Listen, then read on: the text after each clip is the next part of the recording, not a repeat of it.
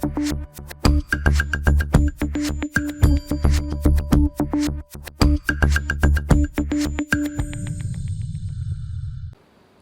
ayah di Kabupaten Belu, Nusa Tenggara Timur berinisial DB tega meruda paksa anak kandungnya sendiri. Tak tahan dengan aksi bejat ayah, sang putri akhirnya memberanikan diri untuk melaporkannya ke polisi.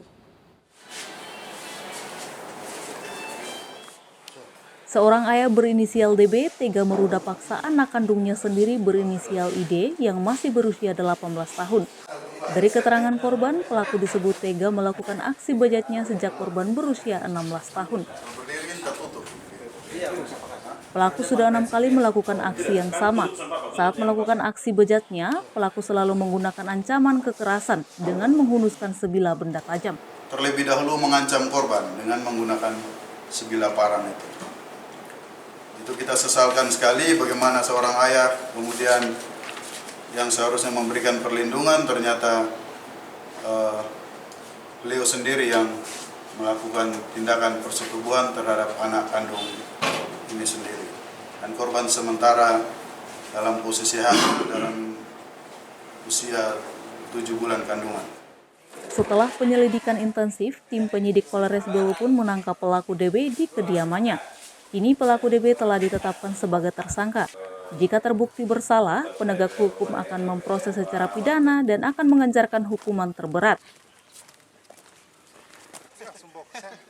Kini pelaku harus menyesali perbuatannya dengan dijerat pasal berlapis, dengan hukuman pidana maksimal 15 tahun penjara. Dari Belu, Tim Liputan Atambua TV melaporkan. Kualitas pendidikan di lintas batas negara Indonesia masih jauh dari kata sempurna. Seperti halnya di Kabupaten Belu, Nusa Tenggara Timur, banyaknya anak yang putus sekolah karena himpitan ekonomi masih menjadi pekerjaan rumah yang belum terselesaikan. Bupati Belu Agustinus Taulin menyebut kualitas pendidikan di daerahnya masih rendah. Padahal perluasan akses pendidikan untuk masyarakat setempat dianggap sudah meningkat signifikan. Salah satu faktor terbesarnya adalah masalah himpitan ekonomi. Ketidaksanggupan orang tua untuk menanggung biaya pendidikan terkadang memaksa anak untuk tidak melanjutkan pendidikan ke jenjang yang lebih tinggi. Sebenarnya faktornya kan kemiskinan. Oleh karena itu solusinya adalah pemberdayaan. Berdaya oleh karena masyarakat sendiri, berdaya oleh karena bantuan dari saudara-saudara teman-teman yang lain, termasuk bantuan pemerintah. Meski pemerintah setempat terus memfasilitasi pendidikan dengan berbagai bantuan seperti beasiswa dan alat tulis serta seragam, sayangnya upaya ini dinilai belum berdampak pada peningkatan minat belajar siswa. Hal tersebut diungkapkan seorang guru yang juga merupakan Kepala SMP Negeri 1 Tasifo Barat, Bernardine Laak. Dirinya menceritakan fenomena bagaimana seorang siswa yang terpaksa putus sekolah karena lebih memilih untuk mencari uang dengan melaut. Yang sudah masuk di laut berarti lebih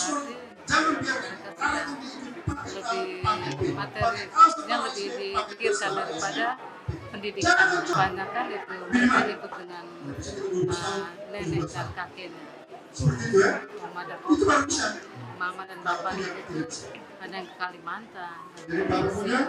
Namun tak sedikit pula orang tua yang masih berupaya keras untuk dapat menyekolahkan anaknya. Satu di antaranya adalah Meliana Muti. Saat ini dirinya sangat bangga melihat anaknya Vincentino De Marco yang tengah menjadi salah satu siswa penerima beasiswa pendidikan oleh pemerintah Kabupaten Belu. Pendidikan itu lebih bagus, lebih baik untuk anak sama seperti kamu. Walaupun cita-cita mau jadi nelayan, tapi melalui pendidikan juga. Jadi harapan saya untuk pemerintah supaya bisa memperhatikan mereka yang sangat membutuhkan. Masih banyak anak lagi yang mengharapkan bantuan dari Bapak Bupati dan Bapak Wakil Bupati. Kualitas pendidikan di tanah air memang masih menjadi tantangan bagi pemerintah. Permasalahan pendidikan juga tidak bisa diselesaikan dengan menyalurkan bantuan saja. Ini masih menjadi pekerjaan rumah yang belum terselesaikan, seperti dengan menyiapkan strategi, mempersiapkan sumber daya pengajar yang handal dan kurikulum yang disesuaikan dengan kebutuhan zaman. Dari Belu, Tim Liputan Atambua TV melaporkan.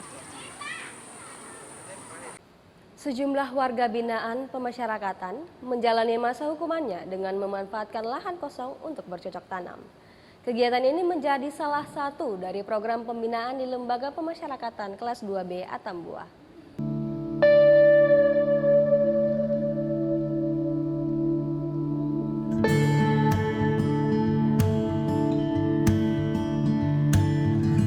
Tak kenal maka tak sayang. Kalimat ini terucap oleh Kepala Lembaga Pemasyarakatan kelas 2B Atambua, Istaf Oloan Situngkir, saat menyambut kedatangan para jurnalis yang sengaja berkunjung ke lapas.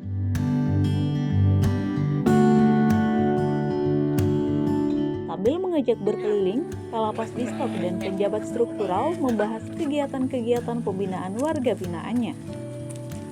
Sejumlah warga binaan yang mengikuti pembinaan terlihat larut dalam aktivitas kerjanya, dengan memanfaatkan lahan kosong di halaman luar untuk menanam berbagai macam tumbuhan sayur. Kegiatan ini diawasi langsung oleh pelaksana tugas Kepala Subseksi Kegiatan Kerja, Andra Trianto Sukabir.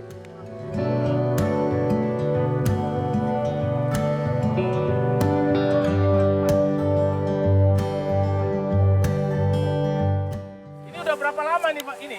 Pak ini? Kok kosong ini? Tidak tunggu dia, aduh bandel dia ya. Setidaknya ada 13 warga binaan yang mengikuti kegiatan pembinaan di bidang pertanian. Mereka diperbolehkan untuk bekerja di luar tembok karena telah memenuhi syarat dan sedang menjalani program asimilasi. Kegiatan ini pertanian bercocok tanam, contohnya nanti kita bercocok tanam padi, jagung, kol, dan lain-lain, semangka. Hasil panennya nanti akan kita jual, kemudian mereka mendapatkan sebagian dari hasil penjualan itu dan ada PNBP yang kita setorkan kepada negara.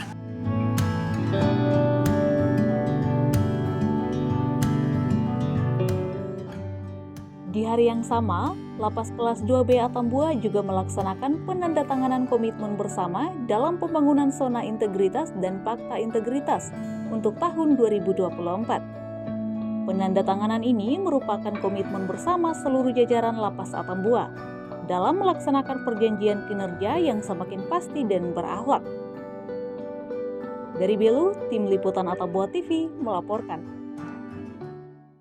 Penyakit tiroid menjadi momok menakutkan bagi sebagian orang. Bagaimana cara mencegahnya? Informasinya akan hadir setelah yang akan lewat berikut ini.